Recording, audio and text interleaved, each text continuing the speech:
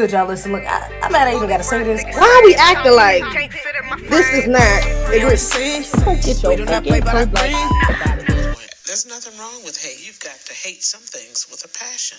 And destruction, they must dislike and hate with a passion. It really breaks down this illusion for celebrities. You know what I'm saying? Even the whole concept of black faces in high spaces. Okay? That even has kind of... that idea is kind of being broken down currently because we're seeing these artists. You got artists out here who are straight up telling you, like, I'm broke. You know what I'm saying? Like, this label, I owe this label, or I can't get out this contract deal, or look, I'm number one on the charts, but I can't afford my mortgage next month. You know what I'm saying? So we're starting to see the breakdown of that illusion. And even the amount of influence that they used to have isn't as effective as it used to be. You know, we've had some celebrities, especially within the political height of last year, we for sure had a lot of celebrities trying to get people supporting Kamala, trying to do certain, in work in favor, go against Trump and things of that nature. We can see now that didn't work too well because the nigga won, okay, number one. But even besides that, we see whenever they try to do their little antics now, there's a lot more pushback than it was before because we're seeing them for who they are. So when we get a bunch of celebrities that pop up out of nowhere saying, well, I'm leaving Twitter because...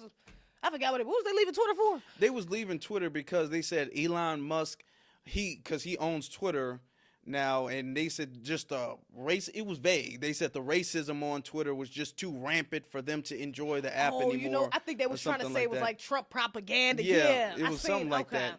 Bullshit. Okay, so that was not reason enough for most of us. I ain't lost no followers because celebrities. I ain't hearing nobody say, hey, Z, hop on this because all the celebrities are leaving. It's like that was like a little fraction of moment in time and in the past. Nobody is not getting off Twitter because of some celebrity said get off of there. You know what I'm saying? That's just not what's happening. The influence on the grassroots honestly has been heightened because of social media. It's like it kind of made a flip, like a reverse. Now you got celebrities trying to follow the trends or follow along or catch on to what the grassroots is doing first, so they can seem like they know what's going on, or they're connected to and they have real influence, but they're really just following those the talking points and everything like that. But they're really just following those on a grassroots level. You know what I'm saying? Really, yeah. They use a lot of the talking points, and it mimics the grassroots, so they can seem like, okay, well, I heard such and such. I heard Afro say that, and now I'm hearing you say that. So y'all kind of on the same page. Y'all on the same time. So they'll use some of the phrases. They'll use some of the talking points, but their overall agenda is different. That's the big thing. Their agenda, their motives are completely different. When they say, I want to leave Twitter. I want to leave X, I guess you call it, because of all of the racism going on that app. Yeah, there is, and there always has been. Yeah. It's not no new thing at all. It's always been that way. They've never said anything about it being that way. But you have to ask, okay, what is the motive? Because you might want to leave Twitter, and that's fine. You can do that if you want to. You make an announcement about it if you want to. It's kind of weird, but okay. But let's say you do. Where are you going now? See, that's where we get to the agenda part. You want to go to some place where you have more control over what gets said, over what goes viral, over who says what account stays up. They understand that Twitter, they don't have that access anymore. You have regular people who are not celebrities who have the same, if not more, reach and influence than celebrities. Seriously. They need that hierarchy of these are the celebrities, these are the shills, their voices get out farther, they have the most reach, they have the most influence. With platforms such as Twitter, such as social media, you have people who are not celebrities, who wouldn't be recognized if they walked outside, who have as much influence online, or at least on that app or Instagram, who have that much influence, or a clip that can go viral, just like a famous celebrity who's been a celebrity for a decade. Okay? And that balances out the power dynamic that they have and the influence that they have. So that's the agenda of why they really wanted to switch, so they can control the narrative better. Because as you're saying, they're losing it now. When we're talking about DEI, This is a whole thing right now, okay? Yes. A lot of companies, Trump has just said basically get rid of DEI, so a lot of the companies is getting rid of DEI programs. A lot of people mad, upset. We know DEI ain't for us, okay? We know that mainly white women was benefiting from all DEI. So we know that we don't really give a damn about that, okay? Because ultimately, we were still being discriminated against. Anti-black racism was still being used against us, and we were still not getting what we deserved, period, under that program. And so that's why when I seen it, I wasn't up in the uproar about, oh, wow, okay, let's cancel, because this was not something that was really for us anyways. But these celebrities, they get up here and it's, oh, y'all, we need to cancel this. We need to boycott Target. We need to da-da-da-da.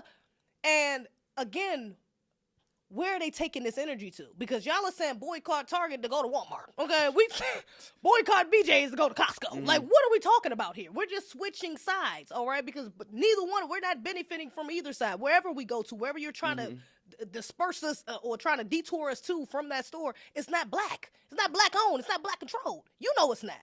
So it's like a farce that they're upholding, this image that they're trying to uphold, that they're conscious, or they care about the people, they're politically aware, and they know what's going on, and that's what they're morally against Trump and everything and it's like, that's not it. It's just playing off our emotions of that, but that's not their intention. Their intention is not to go against something to help our people, okay? Because what they're going against didn't help our people, period, That's true. Now, the thing is that white supremacy, shout out to Neely Fuller again. You don't understand white supremacy, what it is and how it works, everything else is going to confuse you.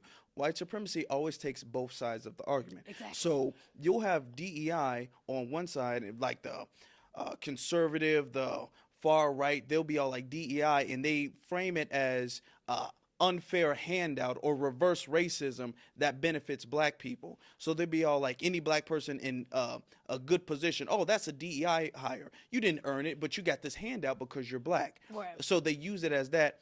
And they also, that's one side. The other side is they know DEI helps white women, white LGBT, right, Asians and all of that stuff. And it pushes us to the back of the line, but they market it as if this is really to counterbalance all of the black discrimination and all of the anti-blackness that still exists. So they're both taking both sides of the argument. What we know is the truth. We know for a fact that DEI, just like affirmative action, we know that these things were supposed to, or at least the original intent and concept was to counterbalance our anti-black discrimination. Yeah. But with terms like minority, other, people of color, all of this stuff, it allowed the range to be so broad that everybody and their mama gets to apply. And now white women and all that, they benefit the most from it. So we understand that. So if it's gone, we're not tripping on it. Yep. But you have these celebrities, you have the Al Sharptons out here who's crusading to boycott, saying we need DEI, as if DEI is a civil rights movement or something like that. He's literally trying to make himself be the next Dr. King out here, talking about a buy-in at Costco. At a multi-million-dollar which is not black owned. That ain't black owned. All right, that we don't benefit. That Costco doesn't donate nothing to the black community, doesn't do anything to the black community at all. He's fighting and he's using black people to be the face of a crusade for something that doesn't benefit black people. Nope. And my thing is, Target is not black owned. We don't. You want to boycott Target? You don't want to shop at Target? It's not black owned. Don't hurt us. You should shop at black owned businesses anyway. But the thing is that if you're going to boycott, just do it with the right intention. Do it with the right motives and agenda behind it.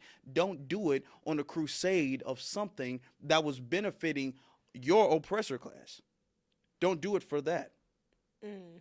You're doing it crusading for something that was pushing you to the back of the line, just like affirmative action. So if you're going to boycott, which really you should take that energy, your resources, your money, and put it in black-owned businesses. If you're going to say, I'm not shopping at Target for whatever reason, boo up the band, do it because it aligns with your values, not the values, beliefs, or the agenda of the dominant society. Exactly. And that's why I'm like,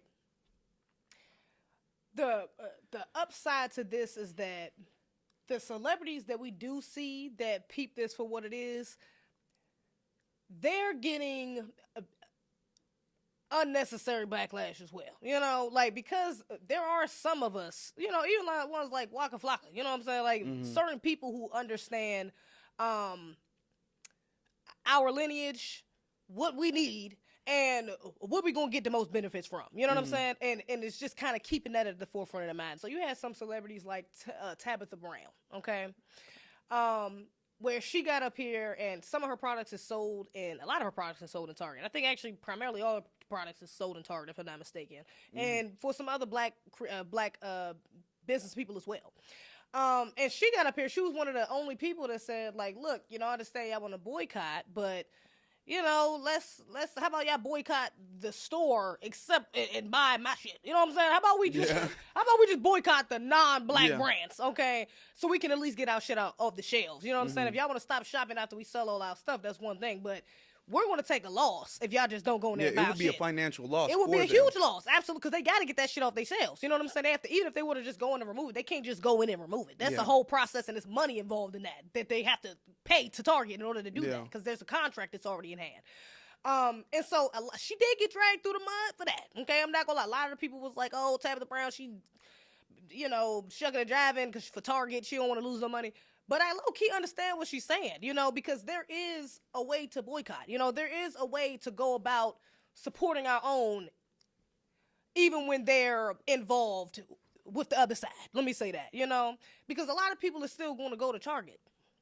A lot of people still gonna go to Walmart. A lot of people is not going to give a damn about none of these. The people that actually do care about it. Okay, maybe you care, but maybe you should support your the black businesses that are in there, because they are going to come to a detriment. And on the opposite side, I mean, I guess I understand the argument of not doing that as well, because I'm not for integration. That's why I'm not going to support it. I'm not about to go in there and buy Tabitha Brown shit. I'm going to be real.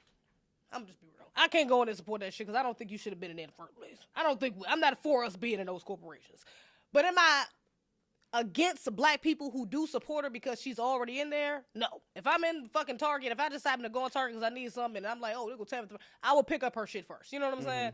But I'm not going to Target just to buy her stuff because niggas is boycotting and this, because I'm not for integration at all in any way, shape, or form. So I'm not going to do that. But again, for the masses, like, yeah, for generally speaking, most people who are just not, who's maybe has that on their mind, but they know realistically, look, I still got shit I need to get out of Target. There's still certain deals in Walmart I need to, whatever the case may be. You want to do that, that's fine. But support the black people that's at least in there, you know, because ultimately, at least they're still benefiting to a degree, even though the white supremacists are benefiting a lot more.